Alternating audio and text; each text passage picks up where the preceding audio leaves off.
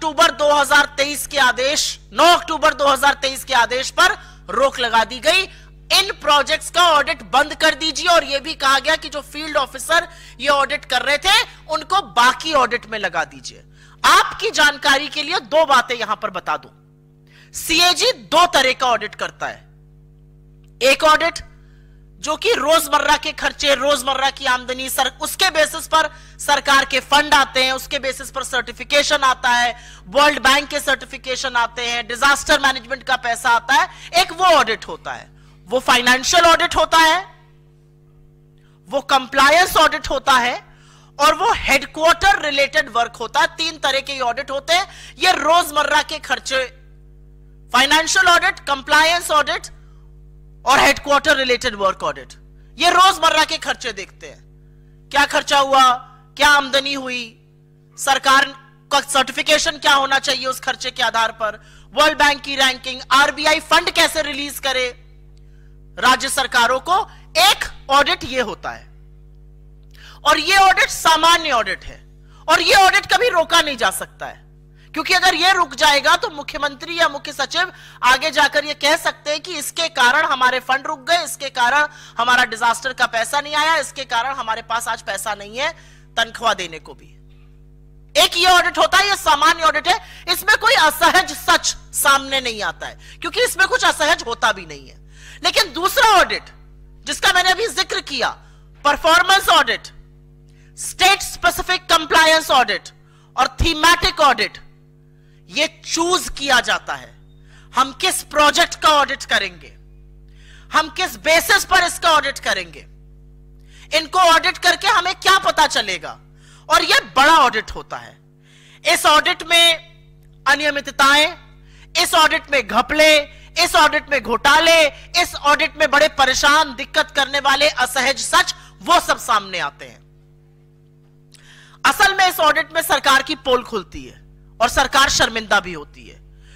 तो एकदम से जब चुनाव के मुहाने पर महाराष्ट्र आया, जब 13 करोड़ जनता को फैसला करना था अगली सरकार किसकी होगी, तो ऑडिट को रोक दिया गया।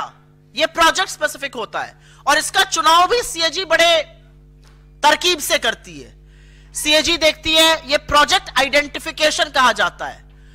जनवरी के महीने में आसपास प्रोजेक्ट आइडेंटिफाई किया जाता है कि किस प्रोजेक्ट का हम स्पेशल ऑडिट करेंगे।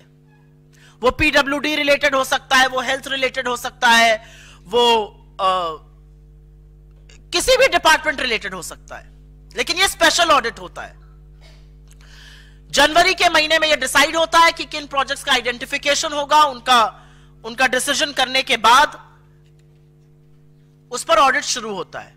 यह ऑडिट अखबार की सुर्खियों पर भी निर्धारित होता है। अखबार में कोई रिपोर्ट छपी जिसमें कुछ अनियमितताएं हैं किसी डिपार्टमेंट में, किसी प्रोजेक्ट में, किसी पुल, सेतु, किसी चीज को लेकर, उसके बेसिस पर होता है। कहीं पे फ्रॉड की कोई खबर आई, कहीं पे कोई कंप्लेन आई, उसके बेसिस पर भी सीएजी कर सकता है। लेकिन ये प्रोजेक्ट आइडेंटिफिकेशन जनवरी के महीने तक हो जाता है। और आप सब लोग जानते हैं कि सीएजी का जो ऑडिट है, सीएजी की जो रिपोर्ट है, वो एक टाइम बाउंड तरीका। एक आदमी पैसों से भरा हुआ बैग लेकर बैठा हुआ है, पैसे बांट रहा है, उसकी डायरी में ब्यौरा है 15 करोड़ का। ये पैसे क्यों बांटे जा रहे हैं, किसको बांटे जा रहे हैं, कहां से आया है ये पैसा, किस किस को दिया गया, इस पैसे का स्रोत क्या है, क्या इस पैसे का सोर्स वही सेफ है जो कल राहुल जी ने दिखाया था। ये सवाल अपने आप में है। तो हम क्या करेंगे लीगली, वो तो एक सवाल है, लेकिन लोक लाज, मर्यादा और निष्पक्ष चुनाव आयोग क्या करेगा, ये दूसरा सवाल है। और महाराष्ट्र के सामने दूध का दूध और पानी का पानी हो गया है कि आपके मताधिकार के साथ खिलवाड़ करने वाले फिर से वो करने की कोशिश कर रहे हैं। और महाराष्ट्र छत्रपति शिवाजी की भूमि है, बाबा साहब अंबेडकर की भूमि है, फूले की भूमि है, शाहू जी की भूमि है। बहुत बड़ा सबक सिखाएगा। जी, सीएजी पर अगर आप लोगों का कुछ सवाल हो तो उसको जरूर पूछिए।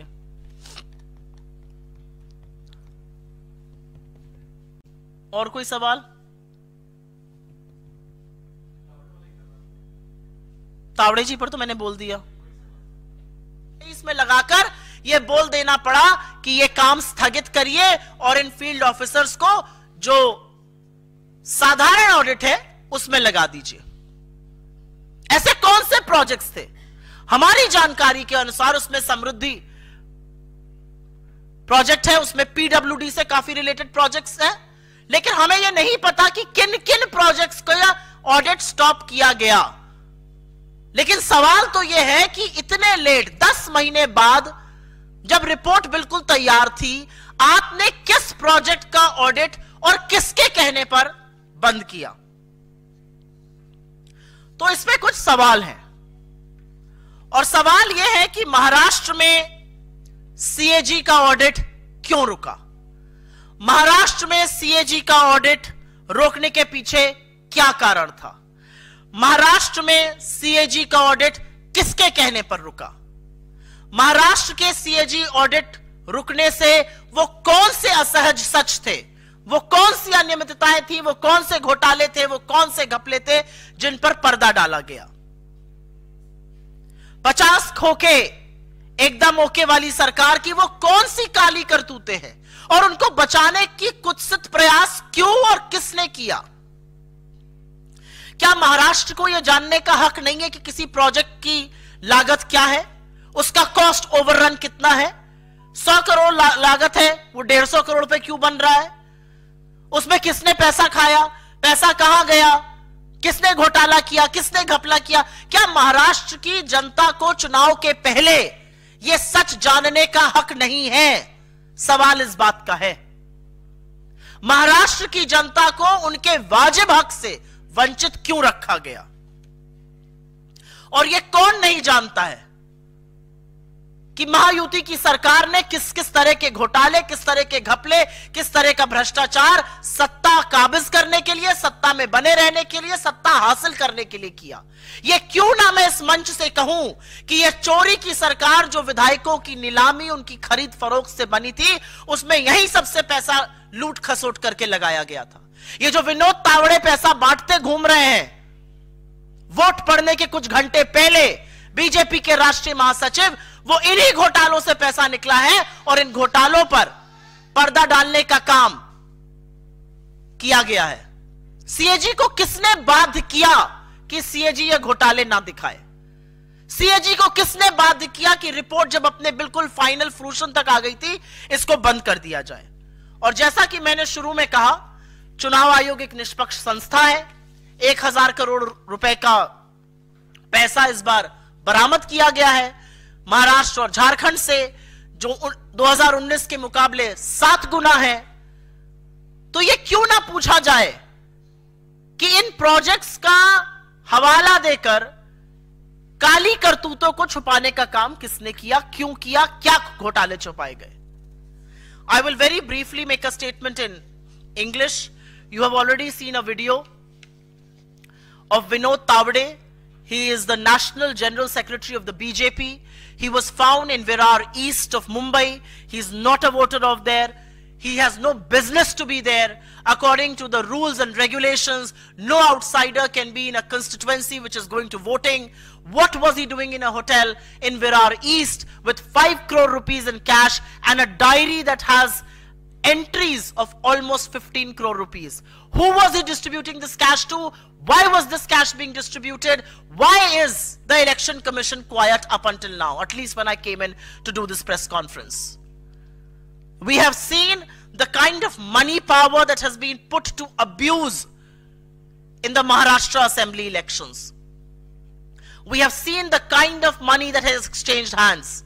We have seen how this government came into being by stealing a popular mandate, by openly horse trading and buying MLAs, and which is exactly what we are seeing in motion right now. This undermines the vote of Maharashtra, this undermines the people of Maharashtra, and Maharashtra will not take this lying down. But it all connects to what I'm going to tell you next, and that is the CAG. CAG, which is India's chief auditor, CAG that has the responsibility for auditing and making the state and the central government and enterprises accountable for every penny that they spend or they earn. And this very CAG has been quiet for the last 10 years. This very CAG seems to have gone into a slumber for the last 10 years. This very CAG has refused to even audit the Prime Minister Cares Fund, which has money that has come in from public sector enterprises. And this CAG has denied 13 crore people of Maharashtra their right to know how much money was spent on their projects, what kind of irregularities happened, what kind of scams happened, what is one supposed to do. They ensured that the people of Maharashtra will never get to know about this, at least not till before elections. Because the CAG and the document behind me will tell you in just a bit that on the 9th of October 2023, the CAG instructed Maharashtra to stop the audit that was being carried out for projects. This was performance audit, the state-specific compliance audit, and the thematic audit. Audit which is special in nature, audit which sometimes reveals very uncomfortable truth, audit which embarrasses governments for cost overruns, for money that is not accounted for scams that are unearthed. It is this audit that does that. Because the other audit, which is the financial audit, compliance audit, and the headquarter related work audit, is a simple audit which basically decides certification, which decides World Bank ranking, which decides how will RBI release how much funds to these states. And that cannot be stopped. Why was this stopped? Projects are decided in January. It takes about 9 to 10 months for field officers and audits to happen. In the month of November and October, these reports are prepared. November and December, these reports are prepared. And with the final signature of the chief auditor, it is placed and tabled in Parliament and in state legislatures. What was the uncomfortable truth that came to light to the CAG for which these audits were stopped in October 2023? And questions will be raised. Because does Maharashtra not have the right to know the cost of its projects, cost overruns, the scams, the irregularities? Who stopped CAG from doing these audits? What was the uncomfortable truth that was being hidden and concealed by stopping these audits? And the reality is, why must I not connect what happened today with Vinod Tawade, what has happened all through the Maharashtra campaign? Brazen, absolutely brazen use of money, muscle power, and every institution at their behest. Why must I not connect the fact that money from these projects was brazenly stolen and used to buy a popular mandate, was used to destabilize a popularly elected government, was used for all kinds of horse trading of MLAs? That is a very serious question that the Election Commission needs to look into.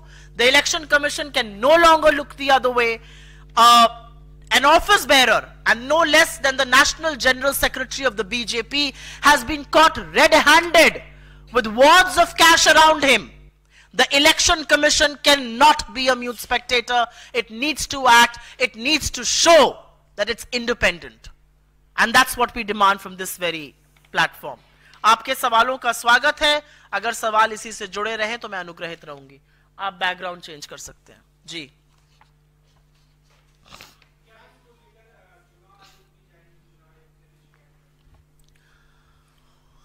हमारे महाराष्ट्र के नेता जरूर इसका जो legal कदम है वो उठाएंगे, लेकिन लोकतंत्र में सरकारें मर्यादा से और लोक लाज से चलती हैं. और जब आपके राष्ट्रीय पदाधिकारी, राष्ट्रीय महासचिव पैसों के बोरे में बैठे हुए पाए गए तो आप चुप नहीं रह सकते हैं. बीजेपी चुप नहीं रह सकती है, चुनाव आयोग चुप नहीं रह सकता है. निष्पक्ष चुनाव आयोग आंख मूंदकर अब नहीं बैठ सकता है. उसको जरूर अपनी आंखें खोलकर इसका ब्यौरा देना पड़ेगा. जरूर दिखाना होगा कि आपने क्या एक्शन लिया. ये चुनाव के बीचों बीच लोगों के हेलीकॉप्टर चेक हो रहे हैं, चुनाव के बीचों बीच विपक्ष का बैग चेक हो रहा है. अरे चुनाव के कुछ घंटे पहले सत्तारूढ़ दल का एक आदमी पैसों से भरा हुआ बैग लेकर बैठा हुआ है, पैसे बांट रहा है, उसकी डायरी में ब्यौरा है 15 करोड़ का. ये पैसे क्यों बांटे जा रहे हैं? किसको बांटे जा रहे हैं? कहां से आया है ये पैसा? किस किस को दिया गया? इस पैसे का स्रोत क्या है? क्या इस पैसे का सोर्स वही सेफ है जो कल राहुल जी ने दिखाया था? ये सवाल अपने आप में है. तो हम क्या करेंगे लीगली वो तो एक सवाल है, लेकिन लोक लाज, मर्यादा और निष्पक्ष चुनाव आयोग क्या करेगा? ये दूसरा सवाल है। और महाराष्ट्र के सामने दूध का दूध और पानी का पानी हो गया है कि आपके मताधिकार के साथ खिलवाड़ करने वाले फिर से वो करने की कोशिश कर रहे हैं। और महाराष्ट्र छत्रपति शिवाजी की भूमि है, बाबा साहब अंबेडकर की भूमि है, फूले की भूमि है, शाहू जी की भूमि है। बहुत बड़ा सबक सिखाएगा। जी, सीएजी पर अगर आप लोगों का कुछ सवाल हो तो उसको जरूर पूछिए।